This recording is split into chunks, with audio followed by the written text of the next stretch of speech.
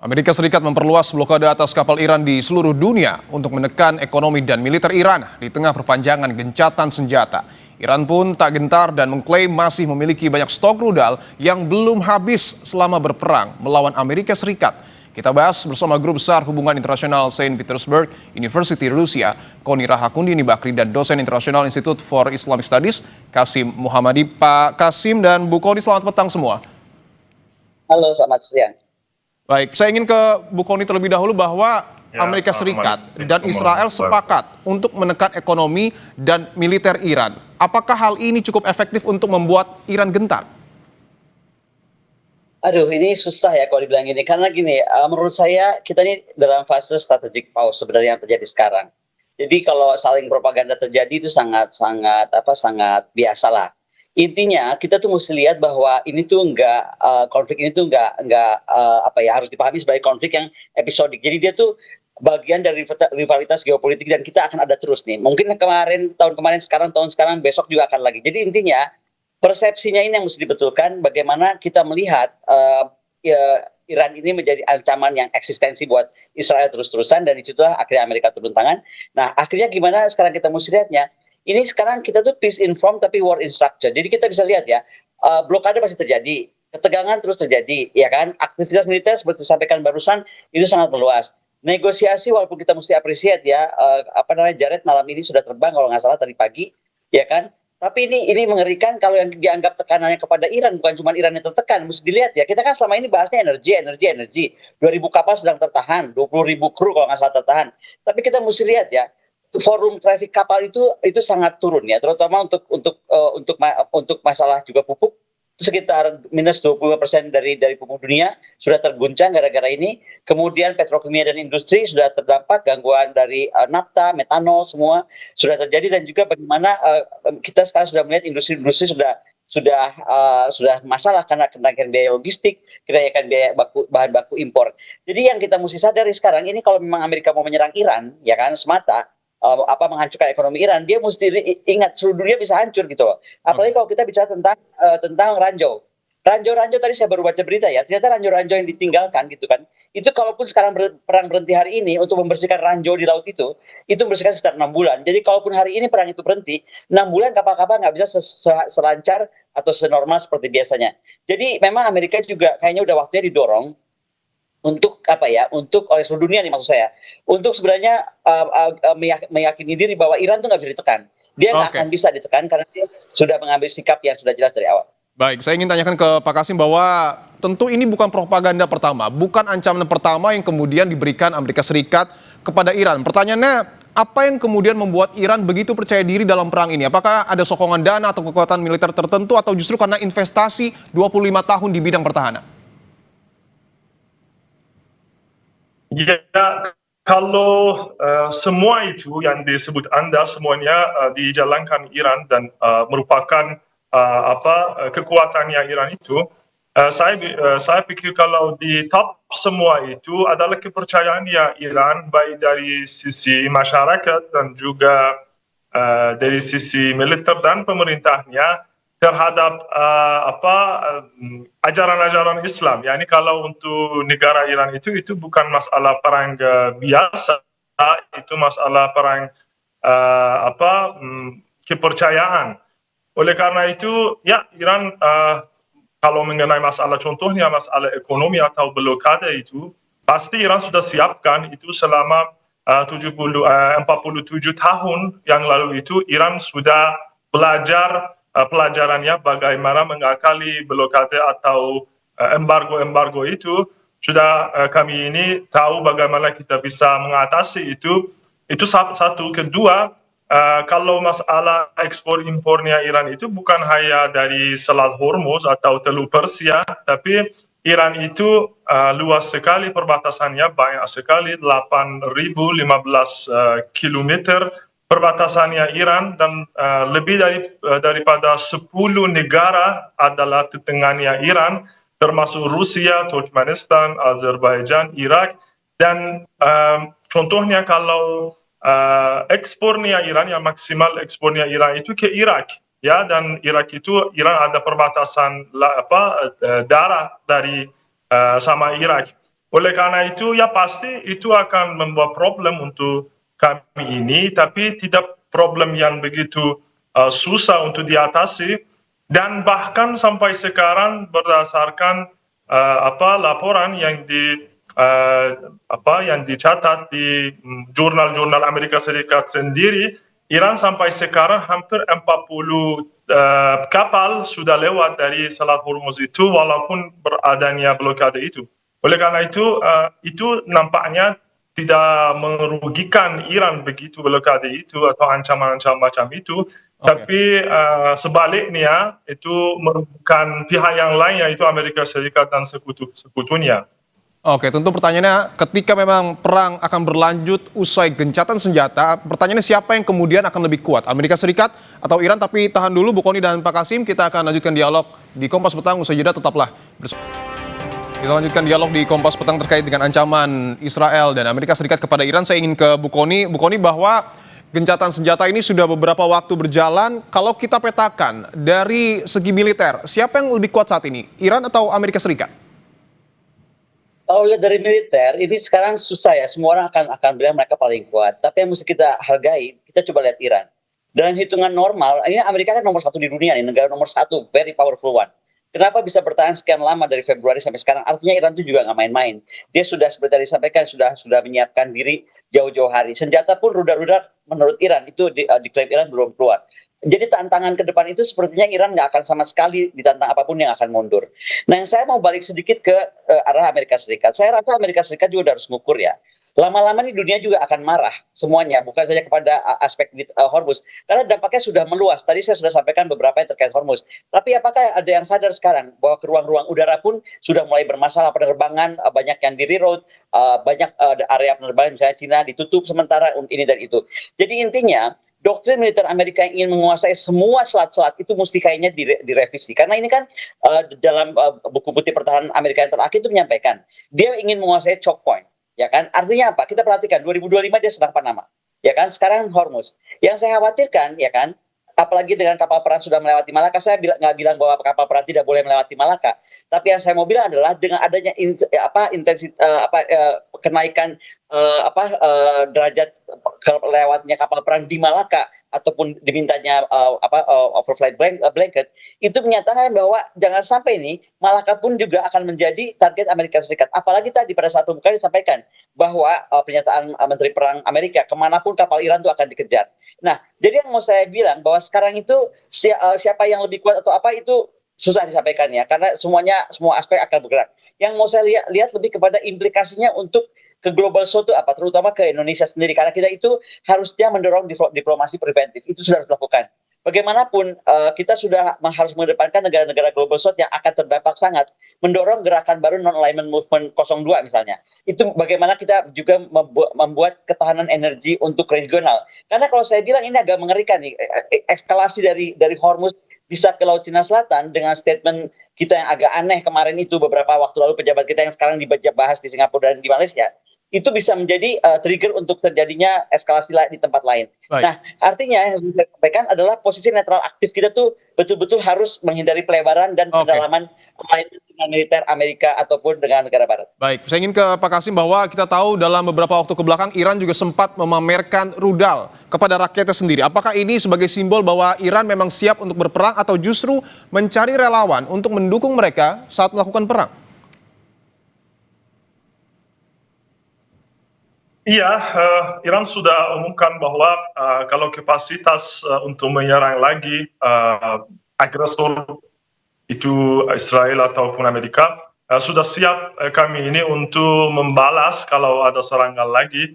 Dan tetap kalau di masa gencatan senjata itu Iran setiap hari itu minimalnya yang diumumkan bukan dari pihak Iran tapi dari luar, minimalnya 400 drone itu dibuat di bawah tanah Iran. Dan kalau rudal-rudalnya juga ada sebagian yang belum diumumkan, yang belum diguna bahkan, dan akan diguna kalau ada kalau diperlukan.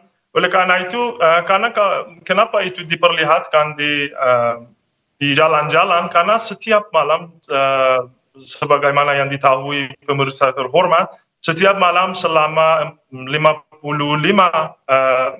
malam terakhir itu warga Iran itu turun ke jalan-jalan untuk mendukung pemerintah, mendukung militer, dan itu nampaknya satu apresiasi atau tindak apresiasi dari militer. Mereka juga turun ke jalan untuk memperlihatkan persiapan mereka untuk membela dari rakyat Iran itu.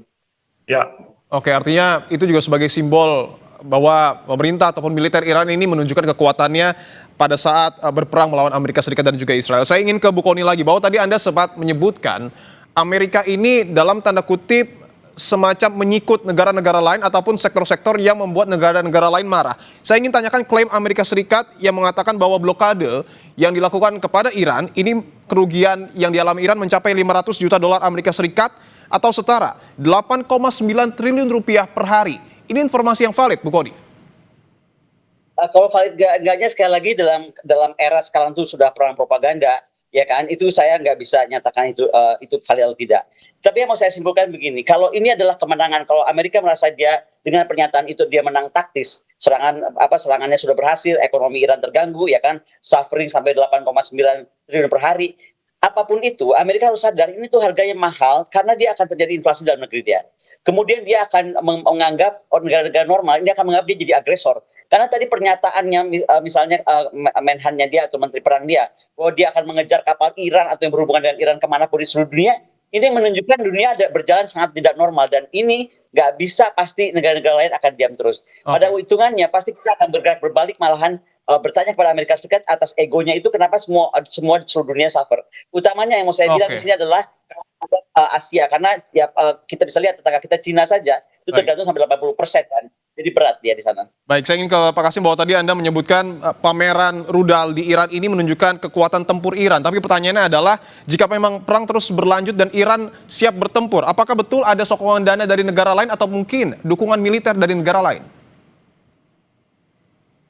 Iya, sampai sekarang Iran belum meminta kepada negara apapun saja untuk dibantu, dan Iran alhamdulillah nampaknya sudah siapkan dirinya selama 40 tahun yang lalu untuk perang ini. Ini perang terakhirnya Iran, itu bukan hanya pernyataannya militer Iran, tapi warga Iran juga mereka bilang bahwa kami ini tidak mau perang lagi, tidak mau diserang lagi, Anda itu harus dihabiskan ancaman macam itu. Dan oleh karena itu, ya pasti Iran sudah siapkan dirinya untuk perang macam ini, bukan perang sama satu negara yang lemah, tapi dengan superpower Amerika dan Israel itu. Oleh karena itu, ya pasti Iran itu sekarang ini sangat siap, dan juga bahkan mengenai masalah blokade itu Iran tidak diam saja. Sampai sekarang beberapa kapal yang berkaitan ada hubungannya dengan Amerika Serikat atau Israel disita Iran ataupun sekutu Iran. Hari kemarin itu kita dapat informasi bahwa dari Babul Mandab juga ada serangan ke satu kapal tanker yang berhubungan Amerika Serikat dan disita oleh Somalia.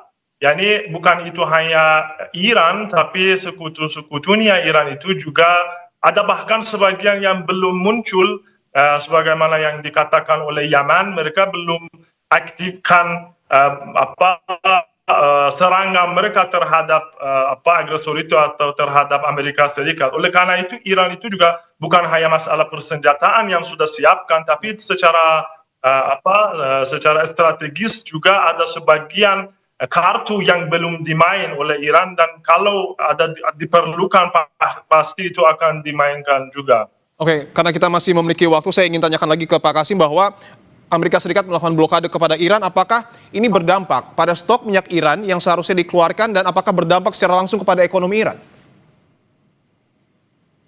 Ya, sebagaimana yang saya tadi katakan, pasti itu ada tekanan kepada ekonomi Iran, tapi tidak begitu banyak ya, karena Iran itu sudah tercoba bagaimana mengakali blokade atau macam embargo itu.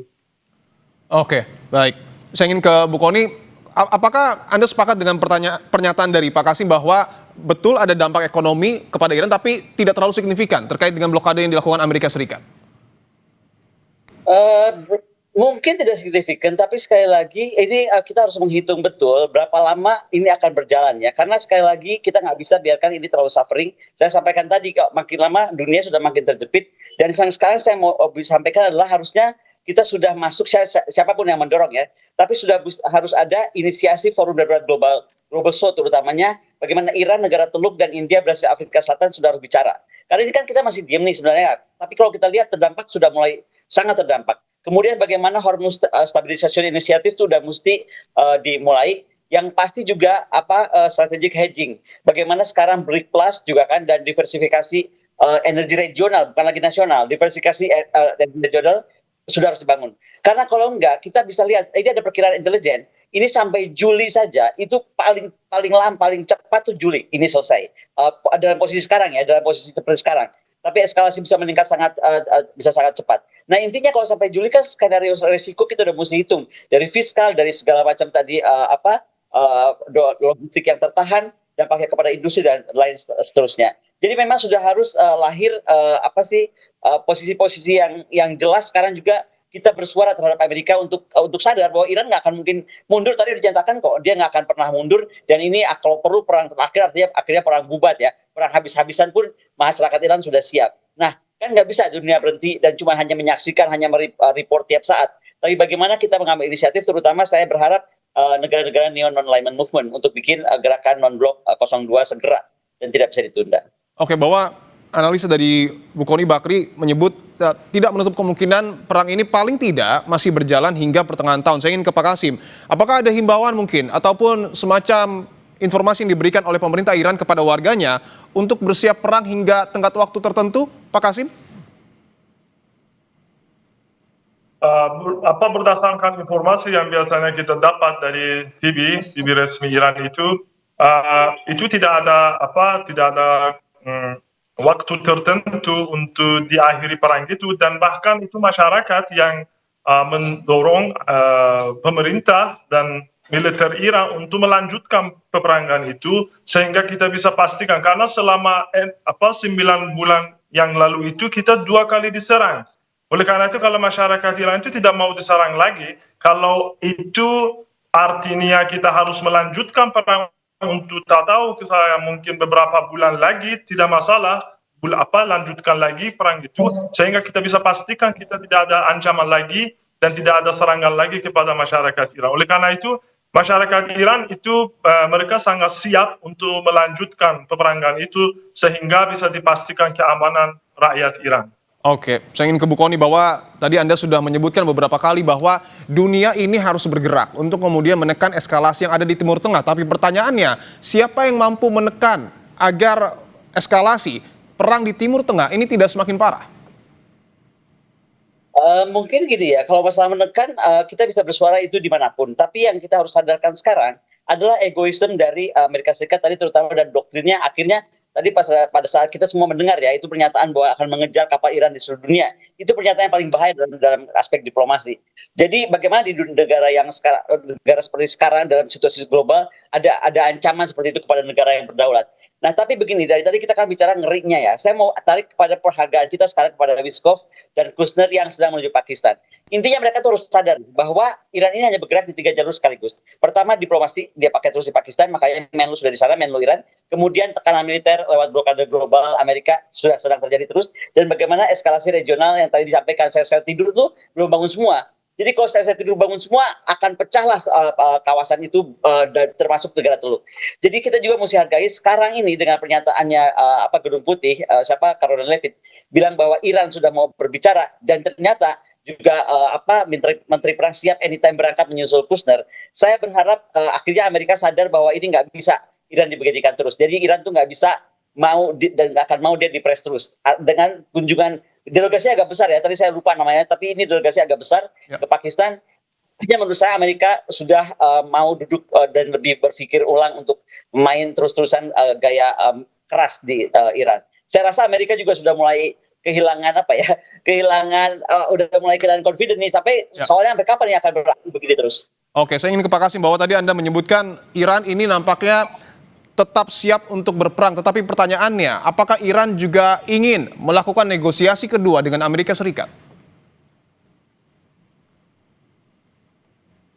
Iya, kalau prioritas kami ini adalah negosiasi atau perundingan sama negara lain, tapi pasti itu harus ada syarat-syaratnya, harus ada apa apa lampangan untuk negosiasi. Kalau kamu mau negosiasi sama satu negara yang dia mau mendikte pernyataannya, keinginannya, tuntunan-tuntunannya dia kepada kamu, pasti itu bukan perundingan atau negosiasi.